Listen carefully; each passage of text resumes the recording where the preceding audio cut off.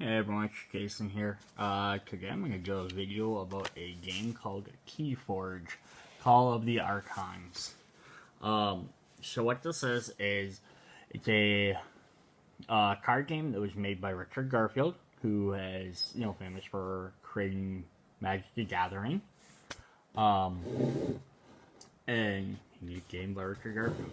And the other interesting aspect of this game is, unlike Magic the Gathering, Yu-Gi-Oh, Pokemon, so on and so forth, trading card games, every deck you buy in this game is its own unique deck. What that means is cards from my deck versus, player B's deck and player C's deck, they may share some of the same cards, but each deck will have its specific cards in it, and then if I open up another deck, it'll always have different cards in it, and then the third deck will always have different cards, but you don't mix and match them. You buy a deck, that deck only has that deck, you can't even rearrange them. And I'll go over a little bit more of that when we show you when we actually get into the decks. So what I'm going to do is kind of just show you what's in this two-player base starter set. So if you buy this set, the big box is going to come with all these tokens. So you have various damage tokens, these amber tokens, which are kind of like an energy source. Some cards get more powerful if they have them, some steal them. And then the main part of the game are these circle things here, which are your forges. So the point of the game is you start off with 3 of these, and you need to forge these keys, which is where it comes from. So you spend 6 of the little amber energies I just showed you at the beginning of your turn. It's one of the steps. If you have 6, you have to spend it, so I would flip one of these over and I forge the key. Once you forge all 3, you win. So at the beginning of each turn, if you have 6, you automatically have to forge one. Next turn, if you have 6, you automatically have to forge one. So I mean, you may want to spend some earlier to get something else, or your opponent might steal it or play a card to make you skip that step, various things like that. So that's the basis of the game. You play cards. There's a couple other, if you've played other trading card games, there's other aspects to the game that you'll be familiar with, but there's also some really cool, interesting things. The idea of the game is supposed to be just a player could grab a deck, crack it open, play. You don't need to go buy a bunch of extra stuff and all that, outside of needing to buy at least one starter set to have these. This is a chain tracker. The starter set also came with these stun cards. There's a bunch of these, which basically are just supposed to be for people newer to gaming, so if they play a card that stuns something, they can put a physical card on there to remind them. And the same thing, they have power cards. And that's just, you're not trying to have, you don't have to sit there and try and remember, or if you don't have extra counters sitting around. But you don't have to use those. Alright. We're going to look at the 2 decks that came in the starter set that are in every single starter set. So if I buy this set, I'm going to have this deck. You buy this set, you'll have this deck. These are the only 2 decks that are like that. And then the starter set also came with 2 of they come in boxes like these, which you may have seen on the shelf. So these are your randomized decks. So it did come with 2 of these, which I will do in a second video. The first one I just wanted to focus on, kind of going over some of the game mechanics and the various character types. So here are my 2 different decks. And so basically how all decks are made, they have 3 houses. So this one has, zoom in on these for everyone, so I don't have to hang on to them. Alright. So in Mrs. Onyx Censorus, we have the Brobarna, the Dis, and the Shadow Houses. And in Radiant Argus the Supreme, we have Logos, Sanctum, and Untamed. So these are like essentially like your various colors that would be in Magic the Gathering. So each one does a specific type of thing. And then these are your special cards on here. So if I flip this over, it's going to show me all of the cards that are in this deck. So that way I can keep track of them easily if I want. And they are numbered. So you have all your different various numbers for each set. And there's that one. When you buy a regular deck, they're going to also have a QR code down here for scanning in stuff. I'm not going to worry about that. So, one thing that also makes this game... So here are the back of all my cards. So the back of every card of this set is going to have the name, the picture, and the 3 sets, or the 3 houses. So that's what makes this its uniqueness of a deck. So this deck is only going to be the only deck with this, you know, not this deck, but if I bought one of the random ones, would be the only one with these 3 logos together, or houses together, this picture and this name. I could easily come across other house cards that have these 3 sets, but they might be in a different order, which would create a different picture and a different name. So this first card I have on here is Anger. This card could be in 20 different other decks, but it's only going to be in this one here. It says Mrs. Onyx's Censorus. It's just showing that it's part of this specific deck. So yeah, you could play against people that have the same cards, because there's only a pool of like 300 cards per set. But no 2 decks are going to be 100% alike. So that's what makes this unique. One of the other ways the game is played is during your turn, you pick one of these 3 houses.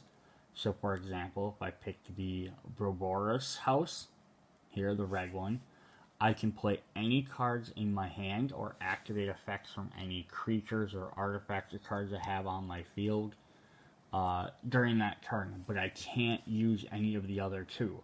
So during your turn, you just have to kind of decide how many cards you have of each one. I have 4 of this one, I have 2 of this one. Are the 2 cards there powerful enough for me to choose that one, or do I take the one I have more cards from? And that's kind of how the game's played. So you pick it up and I play it. So, I'm going to flip these over. So we have the Shadow House here. So your cards are going to show your house, your damage, or sorry, health. So this guy can take 1 damage before he dies. Defensive shield. So again, like Magic the Gathering, you compare these against each other. So this guy just takes 1 damage no matter what. He has no way of blocking. Creature, he's an elf thief. They have various abilities such as elusive. So the first time this creature is attacked each turn, no damage is dealt. That's why he doesn't have any shields. When you play this card, you steal 1 amber token, with little yellow crystals. Stolen token is taken from your opponent's pool and added to your own. This is how you keep them from having 6 before the beginning of their next turn. So that's what this guy does. So I'm not going to sit here and read through every single part of every card. We're just going to look through these guys quick. So we have a second Urchin. And again, these are the cards you're going to get in the starter set. So if you buy the Call of the Archons, which is the first series starter set, you will get this deck plus the other deck plus 2 random decks. I will do the random decks in a separate video, as well as some other random decks I have, because you won't be able to buy those random decks if you, but you get to see what some of the cards in the set are. So here we have Silvertooth, an elf thief, elf thief. Alright, became a tongue twister. 2 damage, or 2 health, no defense. Silvertooth enters play readied, meaning so as soon as you play him, he can attack right away. This is similar to like Magic the Gathering. So I'm going to keep referring to just because that's the closest game of this. Yeah, enters ready so he can attack right away if you want. Here we have Shadow Self. This is a creature specter who has 9 health.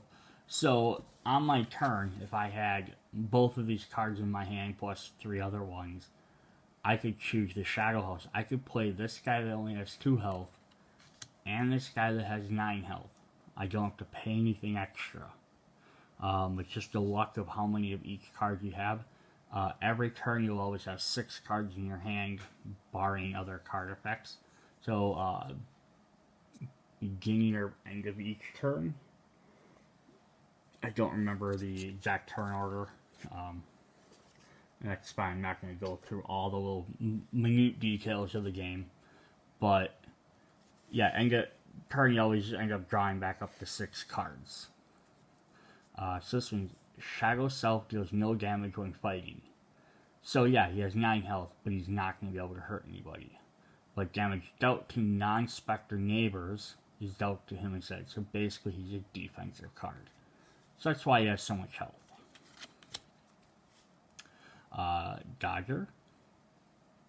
So you can fight to steal 1. You can see these guys are, the Shadow class are like the Dark Thievy characters, Naughty the Thief. They have stealing, they have hard to hit, but they don't have a lot of health, and they don't have any defense. Destroyed, return bad penny to your hand. So now this one's an artifact, this is a weapon.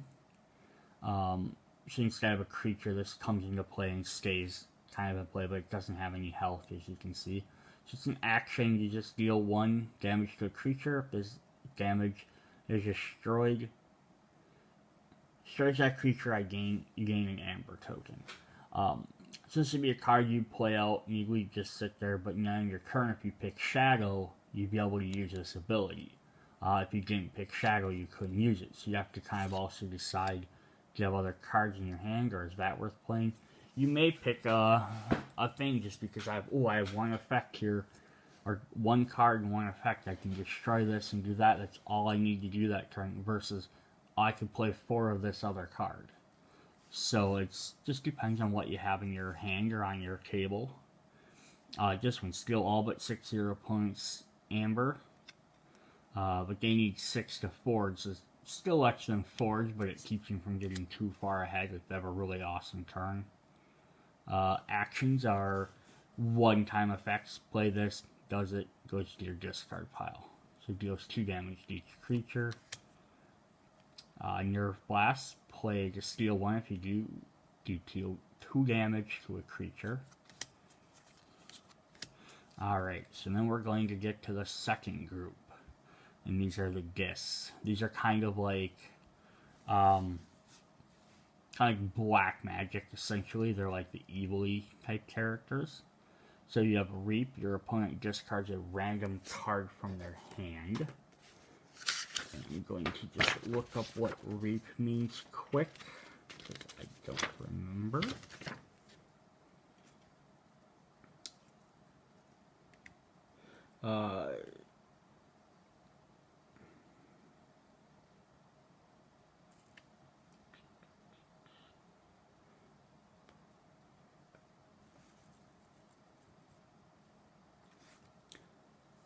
Okay, when a creature is used to Reap, exhaust the card. Then its controller gains 1 Ember, or Ember card, one of the little gold tokens, from the common supply, and resolves all its Reap abilities. So basically, you can, instead of getting to attack or do anything else, you can just tap it and gain this.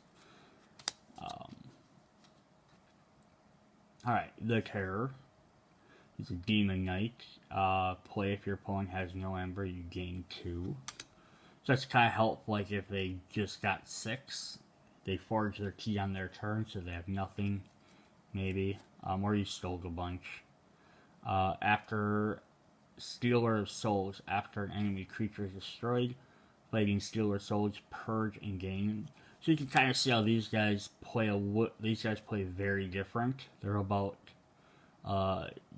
getting a lot more stealing, but they play different than the Thieves. But you can see how they work together. Destroyed, gain 2 MP, or gain 2, it's an imp. Another one of them. Charette, capture 3. Capture is taken from an opponent and placed on this creature. If this creature leaves play, return that to your opponent. So this is unlike stealing, where you actually take it and add it to your pile. This one you just add it to that character. But there are other various card effects that let you do something based on the number of ember, it's weird words, like it's AE, like ether. How many different tokens you have on this character. Here's a Dominator Bauble. This is an artifact. Action, use a friendly creature. That creature may be from any house. Mind Barb. Play your opponent discards a random card from their hand. You kind of get like the Magic the Gathering Black vibes from these guys. The Hand of Disc. Destroy a creature that is not on a flank. A flank is on either end of the battle line. So your battle line is your main row where you play all your characters. So you have to play them in a line left to right. That's why some of these cards specify the neighbor. That's the card next to it. Return a enemy creature to its owner's hand. And then we're going to get into the Fiery Red Borobaros. I'm sure I'm pronouncing that wrong. So this creature gains +5 power.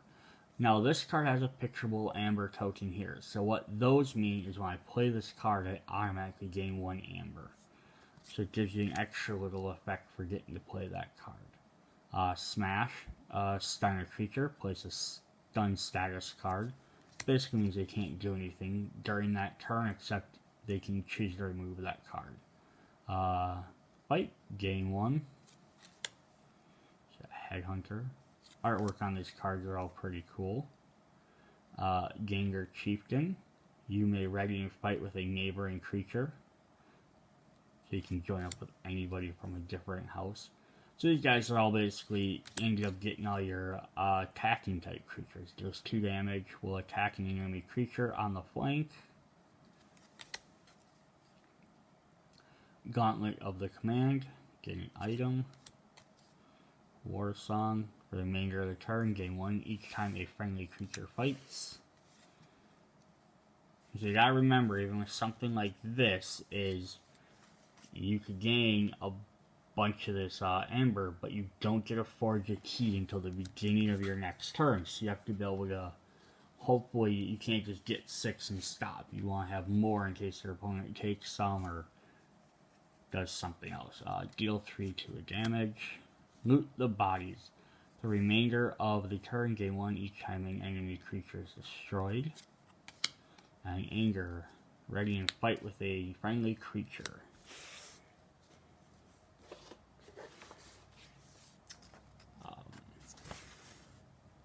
So here's a quick reference, just before I look at the other deck. So your turn sequence, you forge a key, choose a house, play, discard, and use cards of the chosen house. So you can discard as like a regular cards, and then you draw more 6 cards.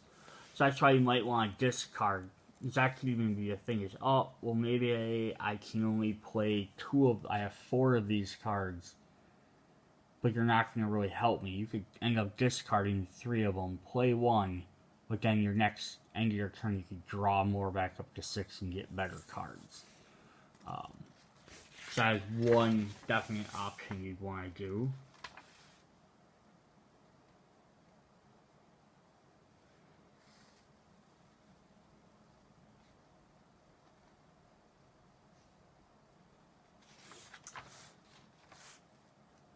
I just want to look quick here, just explain the fightings. I didn't really go over the fighting though. So when any creature on the active house may be used to fight. When a creature is used to fight, exhaust it. Then the controller chooses one creature controlled by the opponent as a target of the attack. The creature cannot fight if there's no enemy creature.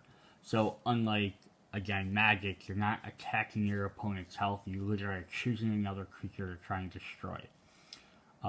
Each of the creatures deals an amount of damage equal to its power to another creature. All damage from a fight is dealt simultaneously. So damage, so you have your power and your armor.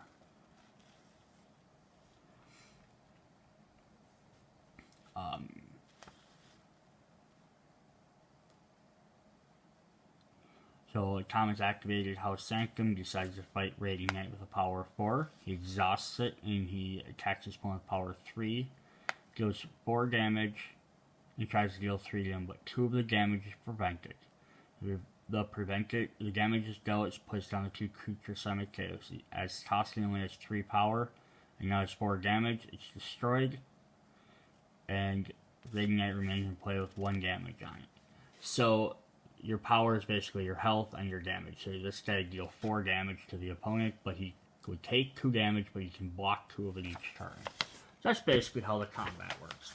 So as you saw, like going through this deck, for example, see like these guys that have 6 attack, they're gonna be a lot hard. They're gonna be harder to kill and take a lot more damage. But none of them have shields, so they're not going to be able to block any of this damage.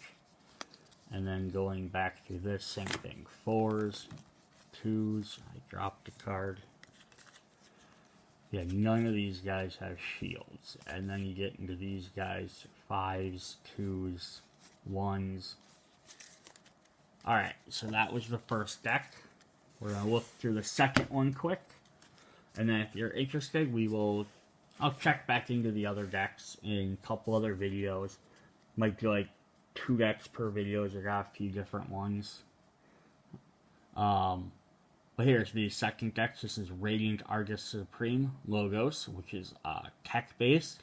Sanctum, which is like Paladins and Lights, kind of like your white magic. And Untamed, which is like your green. So it's basically kind of how those fall in. And again, this is the other deck that is in the starter set. Everyone will get. Actually lists it right on the box. So we have the Untamed, which is kind of your green. So we have Witch of the Eye, which is a human witch. Reap, return a card from your discard pile to your hand. Hunting Witch. Each time you play another creature, gain 1 amber. Niffle Queen. So this is one that actually specifies the card type. So each other friendly beast gets +1. Each other friendly Niffle gets +1. This is one of the few cards that actually references that. Also on the bottom, you'll notice, besides having these set numbers, they'll also have a rarity. So this is like an uncommon. Even though all the decks are pre-made, it's basically saying you're going to find the common cards more in more decks, and you'll find the rare cards or uncommons. So you might find like this. I have Niffle-Ape. I have 2 Niffle-Apes, where that's a common, where the other one's an uncommon. So I'm probably only going to find maybe 1 or 2 of them in a deck. But if it's a rare, I'm only going to find 1. Snufflegator. Skirmish. When you use this creature to fight, it deals no damage. So no damage in return. So it could be pretty powerful. Pixie, will 1 health, but you gain 2 amber right off the bat. So that's pretty nice.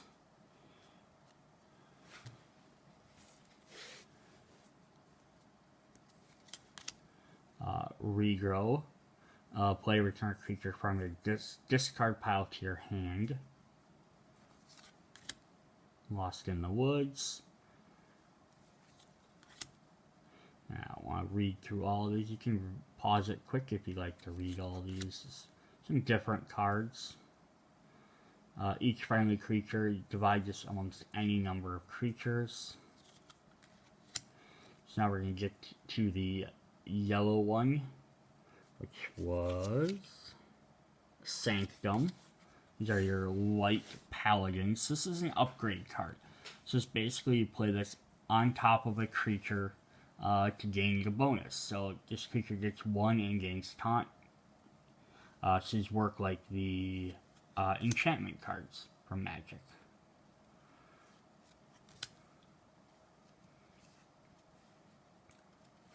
And then again, because some of these cards mention neighboring creatures or flanking. So the order you place these cards left to right makes a difference. Once you play a card down, you can't move it.